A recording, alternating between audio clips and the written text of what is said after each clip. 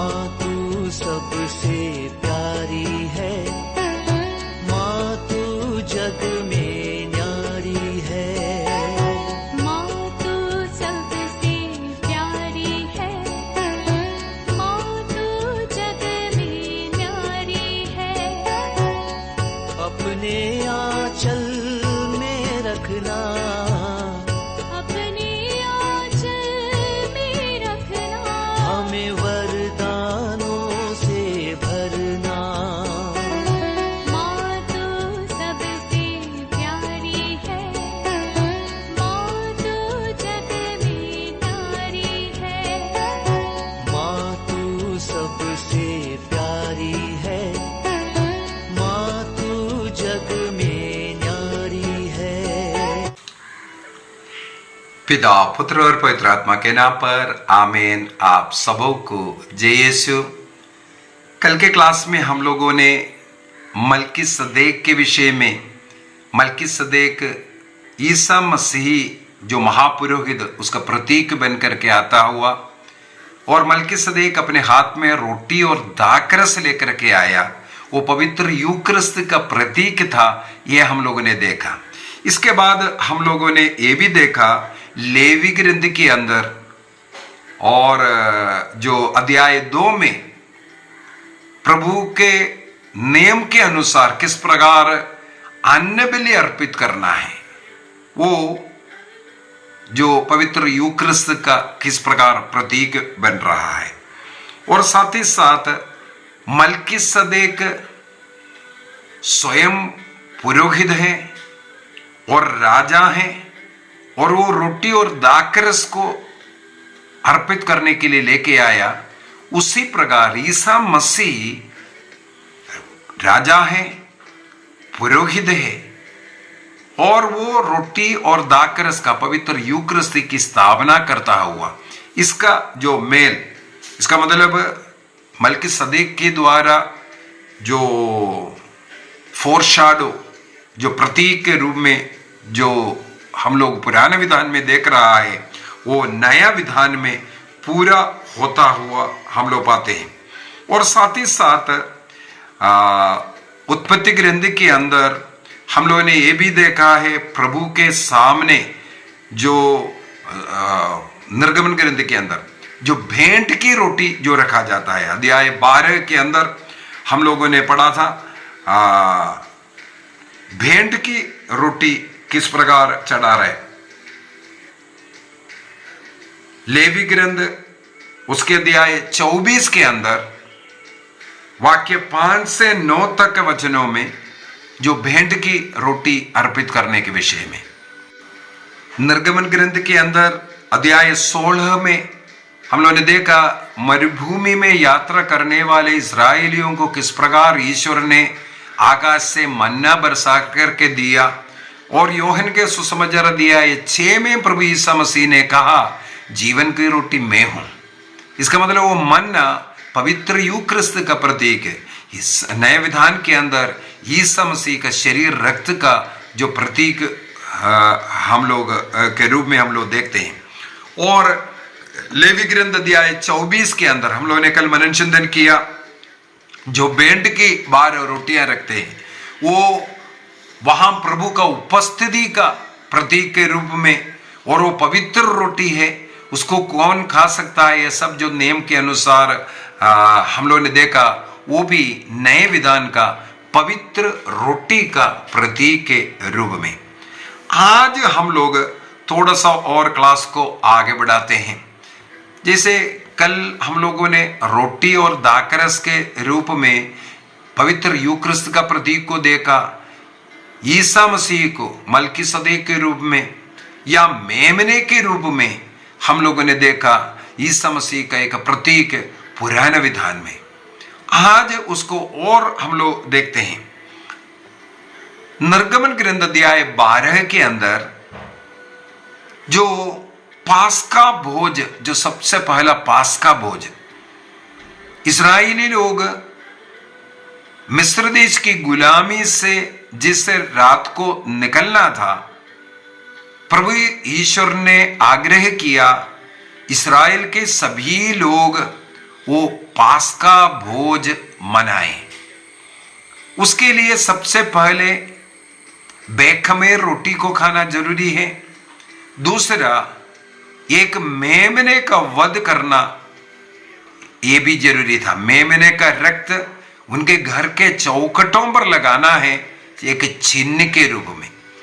जिस घर के चौखट पर ये मेमने का रक्त पोता है, वहां उस जो पहलोटे को मारने वाला दूध प्रवेश नहीं करेगा, उस घर को छोड़ेगा। अर्थात मेमने के रक्त की चिन्ह के द्वारा, उस मेमने के रक्त के द्वारा उस घर को बचाने के विषय में ये मेमना और मेमना का रक्त हमें मालूम है ईसा मसीह का वहां पर फिर से हम लोग प्रतीक देख रहा है। जो बेखमीर रोटी खाने के लिए बोल रहा है, हमें मालूम है आखिरी में पास्का भोज, अगले साल से वो पास्का पर्व मनाना नियम बना करके दिया। किस लिए? तुम लोग पाप के उस गुलामी से, मिस्र देश के उस घर से तुम लोगों को किस प्रकार ईश्वर ने अपने शक्ति सामर्थ्य के द्वारा निकाल करके लेके आया, उसी प्रकार ईसा मसीह अपने क्रूस मृत्यु के द्वारा, उस मेमने के वध के द्वारा हम लोगों को शैतान की गुलामी से, पाप से मुक्ति देता है। इसका चिन्ह के रूप में निर्गमन ग्रंथ अध्याय 12 के अंदर ये जो पास्का भोज का तैयारी करवाया, पास्का भोज करवाया। एक्सोडस चैप्टर 12, चैप्टर 13, इसके अंदर सब हम लोग ये बात पढ़ सकता है। इसके बाद मरुभूमि में 1 साल बीतने के बाद हमें मालूम है इस पास्का भोज को वहां पर फिर से मनाया और लोगों को हर वर्ष इस प्रकार पास्का भोज मनाने का नियम दिया। इसलिए यहूदी लोग यरूशलेम में पास्का भोज मनाने के लिए जाता था। चाहे यहूदी लोग दुनिया के किसी कोने में भी रह रहा हो, उनको पास्का भोज मनाने के लिए यरूशलेम आना पड़ता था। वहां पर वे लोग मेमने का वध करवाते हैं, बलि अर्पित करता था और इस पास्का भोज में शामिल होता था। यीशु मसीह ने इस पास्का पर्व के दिन में ही अपना बलि अर्पित किया था। तो ये पास्का भोज, इसका मतलब एक प्रतीक था। वहां पर उनको बेखमीर रोटी खाना है और ईसा मसीह ने अपने दुख भोग के एक दिन पहले उसी रात्रि में रोटी और दाखरस लेकर के एक बलि अर्पित किया। वो अपना कलवारी बलि का प्रतीक था। कलवारी बलि था, प्रतीक नहीं बोलूंगा, कलवारी बलि है, उसका एक भाग था। क्योंकि अगला लेवी ग्रंथ का जो 5 बलियों का नियम हम देखेंगे, इन 5 बलि मिलकर के ईसा मसीह का कलवारी बलि है। 5 बलियों का नियम ईश्वर ने इस्राएलियों को दिया था मूसा नबी के द्वारा। इन 5 बलियां मिलकर के ईसा मसीह का कलवारी बलि था। उस कलवारी बलि में ये अंतिम भोजन का, ये पवित्र यूक्रिस्त की जो स्थापना किया, वो भी शामिल है। इसलिए हम लोग यहां पर देखते हैं पुराना विधान का ये पास्का भोज नए विधान का ईसा मसीह का कलवारी बलि की ओर हमें लेकर के जा रहा है। और साथ ही साथ लेवी ग्रंथ में जाकर के सबसे पहले लेवी ग्रंथ का अध्याय 1 से लेकर के 7 तक का वो जो 5 बलियों के विषय में भी हम लोगों को थोड़ा सा देखना है। इससे पूर्व में मैं अनेकों क्लास इन 5 बलियों के विषय में बता चुका है। मेरे विचार में जो लोग मुझे नियमित रूप से सुन रहा है, 5 बलि के विषय में कई क्लास लेने के कारण आप वो समझ रहा है। फिर भी थोड़ा बहुत बता कर देता हूं। लेवी ग्रंथ चैप्टर 1 से लेकर के 7 तक, इन 7 चैप्टरों में 5 बलियां हैं। कौन सा बलियां हैं? सबसे पहले होम बलि। होम बलि अध्याय 1 के अंदर होम बलि का नियम दिया हुआ है। होम बलि का नियम में हम लोग देखते हैं ईसा मसीह के कलवारी बलि ही ये, ईसा मसीह की कलवारी बलि जिस प्रकार होना है वही नियम होम बलि के लिए ईश्वर ने बना करके दिया था। होम बलि का मेमना कैसे होना है, बलि अर्पित करने के पूर्व में अर्पित करने वाले व्यक्ति उस मेमने के सिर पर हाथ रख करके अपने पापों को स्वीकार करना, इसका मतलब पाप उस मेमने के ऊपर डालना। इसके बाद उसको बलि अर्पित करने के लिए कहाँ लेकर के जाना है, लेवी ग्रंथ अध्याय 1 वाक्य 10 को मैं पढ़ लेता हूं। जब कोई होम बलि के रूप में भेड़ बकरियों में एक पशु चढ़ाना चाहे तो वह उसी प्रकार एक आदोष नर होना जरूरी है। एक आदोष नर ईसा मसीह को दर्शाता है, कोई पाप नहीं है, कोई कलंक नहीं है, वो एक नर होना जरूरी है। दूसरा, वह वेदी के उत्तर में प्रभु के सामने उसका वध करे। कहां करना है, यरूशलेम मंदिर के वेदी के उत्तर भाग में प्रभु के इसका वध करना है। बाकी जानवरों को कोई भी बाकी अन्य बलियों में हम लोग देखते हैं वेदी के सामने ही उसका वध करते हैं, लेकिन ये जो है होम बलि का जो मेमने का जो वध होगा वो वेदी के उत्तर भाग में एक जगह तैयार किया है। वहां पर कौन सा जगह है, मैंने ये भी कई क्लासों में बता करके दिया है। मैं पिछले साल होली लैंड गया था, ये सब देख करके आया। यरूशलेम मंदिर के जहां वेदी था उसके उत्तर भाग में, नॉर्थ भाग में कलवारी है। उस कलवारी के स्थान पर ईसा मसीह का जहां क्रूस गाड़ना है, जहां उनका बलि होना है, वहां पर उनका वध होना। उत्तर भाग, यहां पर यरूशलेम के उस वेदी के उत्तर भाग में कलवारी है जहां ईसा मसीह का क्रूस गाड़ा था। तो यहां पर हम लोग देख रहे हैं उसका नियम। अगला जो है ये जो होम बलि, इसका नाम ही होम बलि। होम बलि का मतलब है पूर्ण रूप से उसको जलाना है, पूर्ण रूप से उस पशु को जलाया जाता है। उस पशु से कुछ खा नहीं रहा है, खाने के लिए आगे बता कर दूंगा, लेकिन ये होम बलि का मतलब, इसका मतलब हो गया पूर्ण रूप से जलाना। ये ईसा मसीह का पूर्ण समर्पण को हम लोग देखते हैं। फिलिपियों का पत्र अध्याय 2 वाक्य 5 से 11 तक वचन में लिखा है ईसा मसीह मृत्यु तक, क्रूस मृत्यु तक एक आज्ञाकारी पुत्र बनकर अपने को शून्य बना करके मानव जाति के उद्धार के लिए पूर्ण रूप से समर्पित करने वाला प्रभु को हम लोग वहां पर पाते हैं। इसका मतलब वाक्य 16 में भी जाते हैं, याजक उनकी कुछ वेदी के पूर्व में जहां राख डाली जाती है वहां सब फेंकने के बारे में, ये सब कहाँ फेंकना है, कहाँ डालना है, कौन से जानवर को कैसे मारना है, पक्षी है तो उसको कैसे, ये सब नियम है। हमें यहाँ पर होम बलि के नियम के अंदर सबसे मुख्य रूप में एक तो पूर्ण रूप से जलाना ईसा मसीह का पूर्ण समर्पण को दर्शाता है, और उसको उस मेमने को कहाँ बलि अर्पित करना है, वेदी के उत्तर भाग में, अर्थात कलवारी की जगह पर, वो ईसा मसीह का मृत्यु का जगह। इसका मतलब लेवी ग्रंथ में तय था कहाँ उनका मृत्यु होगा। ये है होम बलि। इसके बाद दूसरा बलि क्या है, दूसरा बलि है अन्न बलि कहते हैं। हम लोगों ने उत्पत्ति ग्रंथ अध्याय 4 के अंदर भी, पिछले क्लास के अंदर भी पढ़ाई किया है। 2 प्रकार का बलि, भेंट अर्पित करना, बलि अर्पित करना। एक है खेतीबाड़ी का जो अनाज का, दूसरा है जो भेड़ बकरा जो चराने वाला, वो अपने भेड़ बकरियों में से।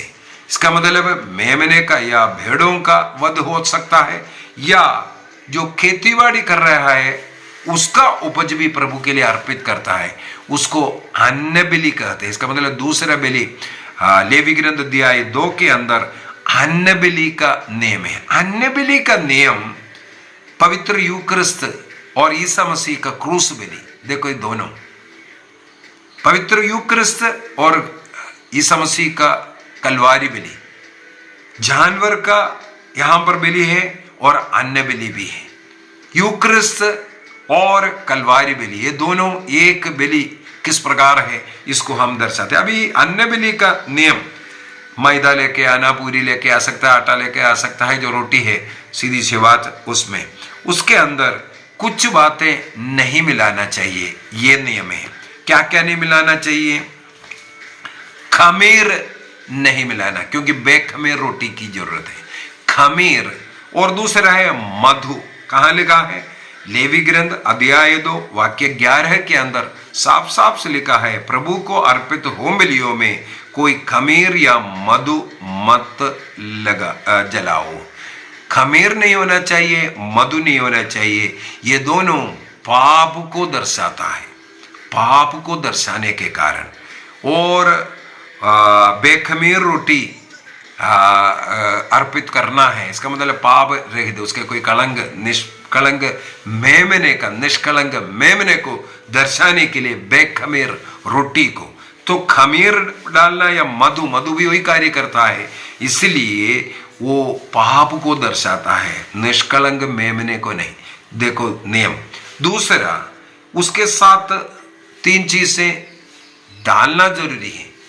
एक, तेल को डालना जरूरी है। हमें मालूम है तेल, तेल पवित्र आत्मा को दर्शाता है, चंगाई को दर्शाता है, और तेल होना चाहिए।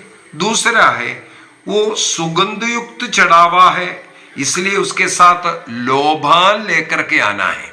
लोभान जलाने के विषय में हम लोगों ने जो भेंट की रोटी कल के क्लास में जो सिखाया था, रोटी के प्रतीक बन करके लोभान को जलाता है। लोभान को जलाना वो होम बलि का प्रतीक बन जाता है, तो सुगंध युक्त चढ़ावा है प्रभु के लिए, उसमें लोभान लाना है।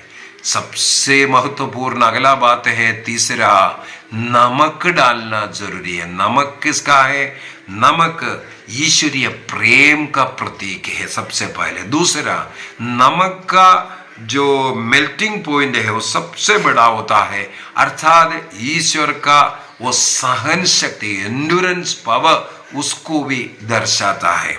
ये 3 बातें अन्य बलि के साथ होना है। और साथ ही साथ जब कभी अन्य बलि अर्पित करता है, ध्यान से सुन लीजिए, वहां पर ईश्वर ने मूसा नबी के द्वारा एक और नियम दिया, जब कभी अन्य बलि आप अर्पित करते हो, उसके साथ आपको अर्थ अर्पित करना जरूरी है। अर्थ माने अंगूरी अर्पित करना जरूरी है।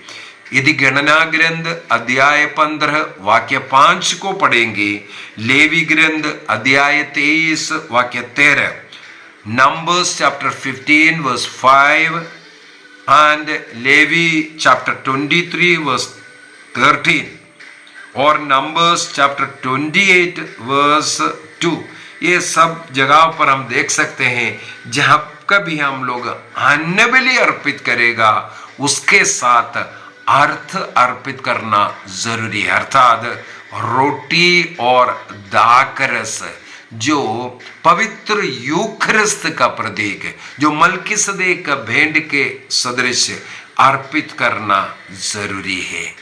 मेरे विचार में जो दूसरे बलि, अन्य बलि किस प्रकार ईसा मसीह का जो बलि का प्रतीक बन रहा है, ये आप जान लिया होगा। अभी शांति बलि, शांति बलि का मतलब क्या है? एक दूसरे के साथ शांति बनाए रखने के लिए, ईश्वर और मनुष्य के बीच में शांति स्थापित करने के लिए ईसा मसीह आया। इस शांति बलि जो अर्पित करता है, उस समय पर जो अर्पित करने वाला व्यक्ति भी केवल लेवी लोग नहीं, पुरोहित लोग नहीं, उनके संतान नहीं, उनके परिवार के लोग नहीं, बल्कि जो व्यक्ति अर्पित करने के लिए लेके आया भेंटों को, उस व्यक्ति को भी इस शांति बलि से ग्रहण करना जरूरी है। इसका मतलब है पवित्र मिस्सा बलिदान में केवल भाग लेना काफी नहीं है, प्रभु का शरीर रक्त को ग्रहण करने का नियम जब हम ग्रहण करेंगे, तब ईश्वर के साथ पूर्ण रूप से हम लोग शांति में रहेगा। इसलिए शांति बलि, ये पवित्र यूकरिस्तीय बलि अर्पित करने के लिए हम लोग प्रेम में होना जरूरी है। प्रभु यीशु मसीह ने सिखाया। मत्ती का सुसमाचार उसके अध्याय 5 वाक्य 23 के अंदर हम लोग पढ़ते हैं, जब तुम भेंट अर्पित करने के लिए जाते हैं, वेदी के सामने तक पहुंच गया भेंट लेकर के, तब तुम्हें याद आ रहा है किसी को तुमसे कोई शिकायत है, सबसे पहले भेंट को उधर छोड़ दो और जाकर के उससे मेल करो। मेल होने के बाद तुम भेंट अर्पित करोगे। ईश्वर के लिए जब कभी बलि अर्पित कर अर्थात मिस्सा अर्पित करता है, प्रेम में होना इसलिए जरूरी है। एक दूसरे के साथ शांति में होना जरूरी है। जब तक हम एक दूसरे के साथ भ्रातृ प्रेम में नहीं है, हम ये बलि अर्पित करें प्रभु के लिए स्वीकार्य बलि नहीं है। नबी इस्हाक का ग्रंथ अध्याय 1 के अंदर प्रभु ईश्वर ने साफ साफ ने बोला, तुम्हारे इन भेंटों से बलियों से मैं उब रहा हूं, मुझे नहीं चाहिए बोलता है। क्यों? तुम्हारा हाथ रक्त से रंगे हुए हैं। हाथ धो, स्नान करो, शुद्ध हो जाओ, इसके बाद तुम बलि अर्पित करो। इसका मतलब है भाई भाई के बीच में, अन्य लोगों के बीच में दुश्मनी रखा है, बातचीत नहीं है, आपका भेंट ईश्वर स्वीकार नहीं करेगा। पहले शुद्ध होना है, मेल करना है। इसीलिए शांति बलि एक दूसरे के बीच में, ईश्वर और मनुष्य के बीच में शांति स्थापित कर वो भोजन करने के लिए है। तो वो शांति स्थापित करने वाला कौन है? ईसा मसीह। ईसा मसीह ने अपने क्रूस के द्वारा यहूदी और गैर यहूदियों के बीच में जो शत्रुता था, उस शत्रुता का दीवार को तोड़ दिया करके। कैसे? ईसा मसीह ने 5 रोटी से 5000 पुरुषों को खिला करके एक चमत्कार दिखाया। वहां पर एक यहूदी समुदाय की सृष्टि किया। इसके बाद मत्ती के सुसमाचार अध्याय 15 के अंदर हम लोग देखते हैं 7 रोटी से 4000 पुरुषों को, वहां पर एक गैर यहूदियों के समुदाय की सृष्टि किया। इस यहूदी गैर यहूदी कलीसिया को पेत्रुस रूपी चट्टान कलीसिया बना करके पेत्रुस के अधीन कर दिया। इसका मतलब ईसा मसीह ने जिस कलीसिया का स्थापना किया उसको कैथोलिक इसलिए कहते हैं। कोई कोई लोग पूछते हैं बाइबल में कहां लिखा है कैथोलिक है ईसा मसीह ने जो चर्च गए। मूर्ख लोग ऐसा पूछते रहेगा, हमें उसका जवाब देने का मेरे विचार में जरूरत नहीं। कैथोलिक इसलिए कहते हैं, वो यहूदी गैर यहूदी सबों के लिए वो कलीसिया है। एक जन का, एक परिवार का या एक स्थान का कलीसिया नहीं, पूरे विश्व का वो कलीसिया होने के कारण उस कलीसिया का नाम है कैथोलिक है। कैथोलिक ईसा मसीह ने जिस कलीसिया की स्थापना कर यहूदी गैर यहूदियों के बीच के नफरत का दीवार को तोड़ा, जहां शांति लेके आया, वो बलि है शांति बलि। इस बलि के द्वारा, ईसा मसीह के क्रूस बलि के द्वारा ईसा मसीह ने वो शांति स्थापित किया। ये शांति बलि लेवी ग्रंथ अध्याय 3 के अंदर हम लोग पढ़ते हैं। इसके बाद चौथा है प्रायश्चित बलि। मानव जाति के पापों का प्रायश्चित करते हुए, हमने गलती किया, हमारे पापों को अपने ऊपर उठा करके क्रूस में मरने वाला मसीह का वो प्रतीक है ये जो शांति बलि। और 5वां है क्षतिपूर्ति बलि। हमने जो पाप के कारण जो क्षति दूसरों को पहुंचाया, वो क्षतिपूर्ति भी ईसा मसीह ने स्वयं किया, इसलिए उसको क्षतिपूर्ति। ये 5 बलियां, होम बलि, अन्न बलि, शांत बलि, प्रायश्चित बलि और क्षतिपूर्ति बलि, इन 5 बलियां मिलकर के ईसा मसीह का क्रूस बलि है। वही है पवित्र मिस्सा बलिदान। इसका मतलब पवित्र मिस्सा बलिदान का प्रतीक, ईसा मसीह के क्रूस मृत्यु का प्रतीक है। पुराने विधान के इन 5 बलियों में हम लोग पाते हैं। इसलिए नए विधान में ईसा मसीह ने कहा, मेरे स्मृति में यह किया करो। कैथोलिक की कलीसिया इसलिए कहते हैं प्रतिदिन हम लोगों को पवित्र मिस्सा में भाग लेना। और इस प्रकार के 5 बलियां जो पुराने विधान में, वो इस बलि का प्रतीक है, इसलिए सर्वश्रेष्ठ बलि है। इस बलि में हमें भाग लेना जरूरी है, अनिवार्य है। कल आगे थोड़ा सा और इसमें बोलना जरूरी है, क्लास लंबा नहीं करना चाहते हैं और आप इस क्लास को धीरे धीरे सीखते जाइए। अपने मन में इसको एकदम सीखना है, एकदम विश्वास में आना है। पुराने विधान में जो हम देख रहा है वो नया विधान में ईसा मसीह में पूरा हुआ है कि नहीं, पूरा हुआ है तो हमें क्या करना चाहिए। उस मिस्सा बलिदान प्रभु ने स्थापित किया, उस मिस्सा बलिदान में हम रोज भाग ले रहा है कि नहीं, इसको भी हमें देखना है। आइए हम अपनी आंखें बंद करें, प्रभु को धन्यवाद दीजिए। आज के इस क्लास में हम लोगों ने सबसे पहले पास्का का वो मेमना के रूप में ईसा मसीह को हम लोगों ने देखा। निर्गमन ग्रंथ अध्याय 12 के उस मेमने के रक्त के द्वारा इस्राएलियों को मुक्ति मिला था। नए विधान में ईसा मसीह ने जो कलवारी में रक्त बहाया उसके द्वारा मानव राशि को मुक्ति मिल गया है। और लेवी ग्रंथ के 5 बलियों के विषय में, लेवी ग्रंथ अध्याय 1 से 7 तक के इन 5 बलियों को हम लोगों ने जल्दी जल्दी सुना था। वो भी ईसा मसीह के कलवारी बलि के प्रतीक है। इसका मतलब ईसा मसीह के कलवारी बलि, ईसा मसीह ने जब रोटी और दाखरस का परम प्रसाद की स्थापना किया, वहां से शुरू हुआ। वह रक्त रहित बलि है और रक्त बलि कलवारी में हम लोग देखते हैं। ईसा मसीह के कलवारी बलि की पूर्वी संध्या में ईसा मसीह ने रोटी दाखरस का वो बलि अर्पित किया, रक्त रहित बलि। अगले दिन 3 बजे के समय पर उन्होंने कलवारी में रक्त बलि अर्पित किया। इसका मतलब ये दोनों एक ही दिन में हुआ। पूर्वी संध्या से एक दिन शुरू होता है, यहूदियों का एक दिन शाम से शाम तक होता है। इसका मतलब एक दिन में ईसा मसीह ने इस बलि को अर्पित किया, वो एक बलि है। आगे और हम सीखेंगे यूकरिस्तीय बलि और कलवारी बलि एक कैसे है।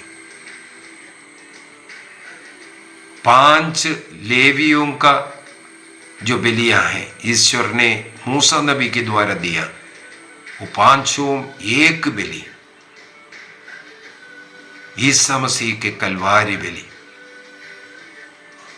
इसलिए उस कलवारी बलि को और ईसा मसीह के पूरे जीवन को हम यूकरिस्तीय बलि के द्वारा स्मरण करेंगे और उस बलि में रोटी और दाखरस के द्वारा प्रभु के शरीर और रक्त को हम ग्रहण करेंगे। प्रभु को धन्यवाद दीजिए इस बलि के द्वारा हमें पाप मुक्ति देने के लिए, ईश्वर से हमारा मेल कराने के लिए, शांति स्थापित करने के लिए, स्वर्ग राज्य के योग्य हमें बनाने के लिए, हमारा पापों का प्रायश्चित और हमने जो पाप के कारण क्षति पहुंचाया उसका क्षतिपूर्ति, सब कुछ प्रभु का एक बलि के द्वारा हुआ। धन्यवाद दीजिए प्रभु। हम सबों को अनुग्रह आशीष प्रदान करे, पिता पुत्र और पवित्र आत्मा के नाम पर आमीन। आप सबों को जय यीशु।